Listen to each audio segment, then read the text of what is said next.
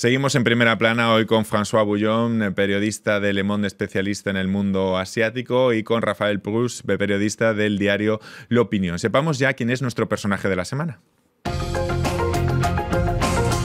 Que hoy es Kim Jong-un, al estar hablando del acercamiento entre las dos Coreas. Vamos a analizar bastantes aspectos del líder norcoreano. Muchas cosas se han publicado sobre la personalidad del líder norcoreano.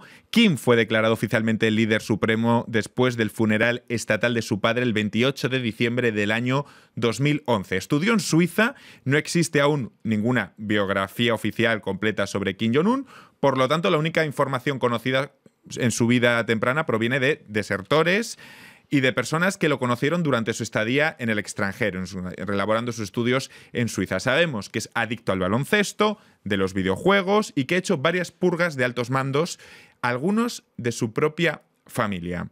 François, le pregunto, ¿estamos ante un líder tan excéntrico como parece o en realidad en Occidente se le ha subestimado en parte sus capacidades? Estoy de acuerdo, yo creo que se subestimó a Kim Jong-un porque es que el problema con Corea del Norte, lo estamos hablando antes, pero es un régimen muy cerrado, entonces tenemos poca información. Y tenemos la tendencia en Occidente a las caricaturas. Sí. Se acuerda de la película americana, así como de payasos, ¿no? Sí. Y entonces olvidamos que es un régimen que tiene una meta muy importante, sobrevivir. Y también quieren desarrollar a la vez la arma nuclear, bueno, antes, pero la arma nuclear, y también ahora con Kim Jong-un la economía. Entonces es alguien que tiene mucha fuerza, mucha determinación. Se vio con su manera de descartar los rivales, incluso mató a su tío. Entonces él supo asentar su poder y se ve muy bien que claramente se sabe exactamente dónde va, pero el problema es que no sabemos exactamente lo que hay dentro de este poder, cuál es el corazón nuclear de este régimen. Pero no es un excéntrico, no creo. Rafael, ¿cómo lo ve usted? ¿Cree que en cierta forma se ha subestimado desde Occidente la figura de Kim Jong-un, que nos hemos centrado mucho la prensa en retratar todas sus excentricidades? Bueno, la cosa es que hubo tan pocos cambios de líderes en Corea del Norte que cuando llegó él, a la muerte de su padre, pues había un cierto grado de incertidumbre porque era joven, hasta qué punto la cúpula militar podía manipularle. Bueno, al final nos dimos cuenta en breve de que había sido criado toda su vida para ser el presidente de este país, que sabía perfectamente qué había que hacer y que él entiende mejor que nosotros cómo funciona el régimen, de cierta manera, porque tengo entendido que el régimen está totalmente desarrollado en su torno, ¿no? También es un aspecto probable. La situación en Asia geopolítica está cambiando bastante con el nuevo papel de China. Hay una nueva política regional expresada por Xi Jinping, mucho más ambiciosa. Hay tensiones muy, muy graves, ¿no?, que podrían llevar hasta un conflicto militar, sobre todo en torno a el espacio marítimo entre el sur de China, Vietnam, Taiwán, etcétera.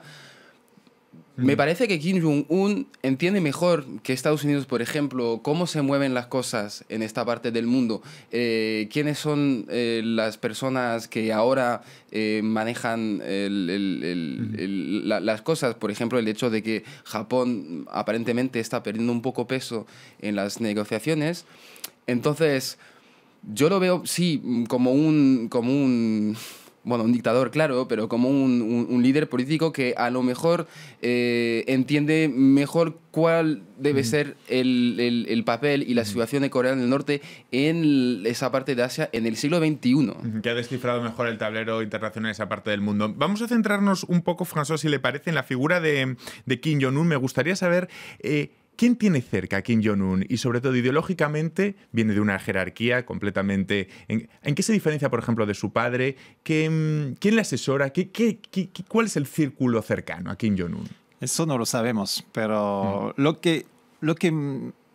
hay un punto interesante con Kim Jong-un, es el trabajo me imagino, de la propaganda del régimen para que se parezca físicamente a su abuelo, a Kim Il-sung.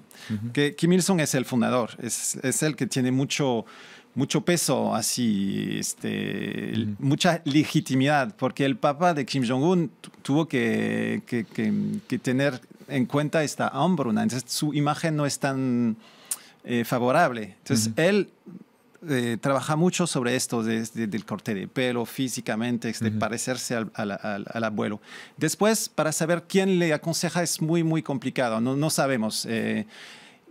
Hay una cosa que sabemos, es que con él, el Partido Comunista, que antes había estado un poco apartado frente a los militares, está tomando más peso. Entonces, él está asentando su poder sobre el Partido Comunista.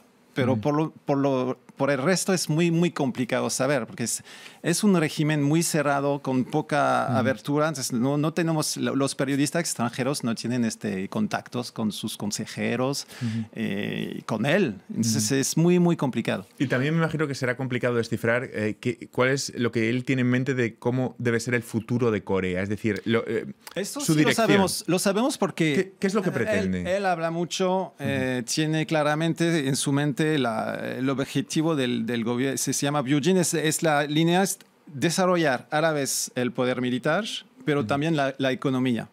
Y cuando hablamos de economía, es también todo el divertissement en francés, como...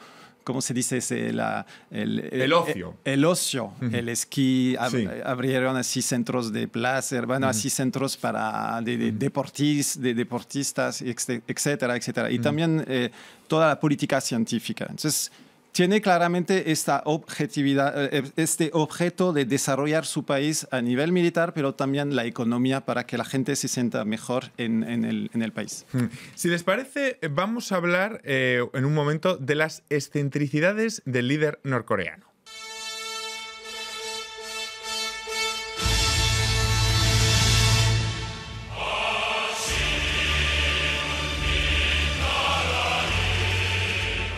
Este es el himno norcoreano, es el himno del líder. Vamos a comentar, hacer un pequeño paréntesis, nos vamos a relajar comentando algunas de las excentricidades que la prensa hemos publicado sobre el líder norcoreano. Les cuento, Contrató a 200 personas para inspeccionar el arroz que comía grano por grano para que no le tocara uno defectuoso o morir envenenado.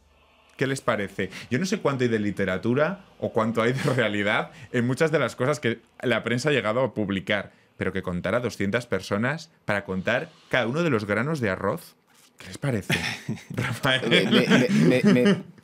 Bueno, si yo fuera escritor y tuviera que inventarme un personaje así de un tipo muy, muy, muy, muy malo, ¿no? Kim Jong-un sería una fuente de inspiración perfecta. Hombre, grano a grano, no sé. ¿Cuánto tiempo hasta que pueda comer, no?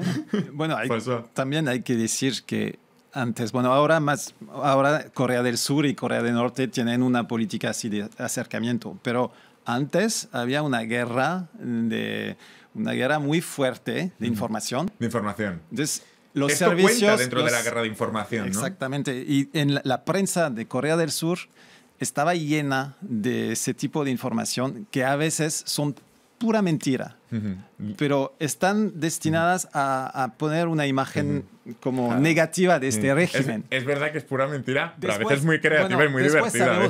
Sabemos que es una dictadura, que es un régimen muy fuerte, con militares, con servicios de seguridad, etcétera, etcétera. Eso es verdad, pero después hay muchas así como fantasías. Por ejemplo, a ver si esta se la creen. Esto creo que es verdad. Su particular peinado es considerado como el corte de pelo más elegante de Corea del Norte y se conoce como la juventud o corte de pelo de la ambición. Yo también leí que él había obligado al resto de la población a llevar el mismo corte de pelo, ¿no? Hombre, no sé. Fundó la primera banda de chicas K-pop con varios estilos interpretativos que iban desde el pop, rock y fusion. Cada una de las integrantes fue elegida personalmente por el líder norcoreano. Dice François hace con la caza como que afirma. ¿Esto es verdad? Eso del grupo, sí. Después no sabemos si el casting lo hizo él. Si el casting lo hizo él, pero sí tuvo esta voluntad de desarrollar. Cuando estaba hablando de ocio, está en esta política. Y luego hay una que a mí me deja fascinado. Si hay algo que le gusta al líder norcoreano son las películas estadounidenses, las hamburguesas de McDonald's, los videojuegos, es decir, todo el mundo yankee. O sea, Kim Jong-un se imagina... Los videojuegos no son yanquis, ¿eh? Los videojuegos son... Sí, pues efectivamente japoneses, pero la imagen a lo mejor de Kim Jong-un sentado en el sofá comiéndose la hamburguesa del McDonald's, viendo la película de Hollywood, es decir, con una fascinación un poco por todo lo que es la simbología estadounidense. ¿Qué les parece? Eso yo creo que puede ser. Estudió en Suiza. Sí. Tiene muchos contactos con gente que le traen cosas de afuera.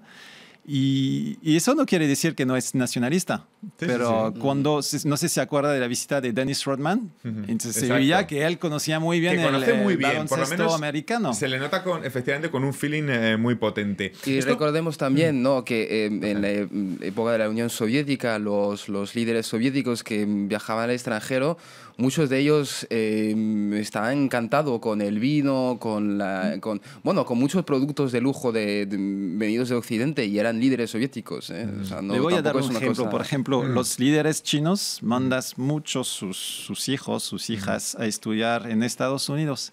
Y no es por eso que China se convierte en una colonia americana.